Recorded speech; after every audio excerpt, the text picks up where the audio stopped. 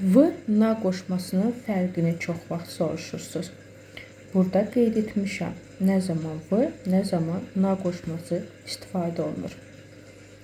Məsəl üçün, mən mağazadayam deyirsiniz. Deməli, mən mağazanın içərisində olduğumu nəzərdə tuturam. Ona görə də deyəcəm ki, ya v mağazini. Çünki bağlı yerdir.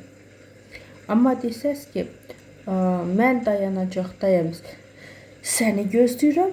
Onda deməlisiniz ki, ya na остановке жду тебя. Yəni, bunları düzgün şəkildə deməyiniz üçün, istifadə etməyiniz üçün ilk öncə Azərbaycan dilindən Rus dilini tərcümə etmədən öncə səbirli olun, analiz edin və onda əmin olun ki, 70-80% rahat və səhvsiz danışacaqsınız.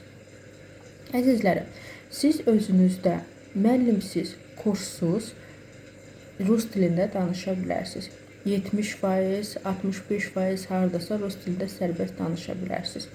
Bu 3000-dən artıq cümlə deməkdir. Hətta deyərdim ki, daha çox faizdə danışa bilərsiniz. Nə etmək lazımdır? İlk öncə aşağıdakı məlumatı sonacan oxuyun, həmən nömrə ilə əlaqə saxlayın. Dünyanın harasında yaşayırsınız, yaşayın, hər yerindən əldə edə bilərsiniz. Yəni, sizə nə lazımdır? İlk öncə kitabım, ikinci də səbir.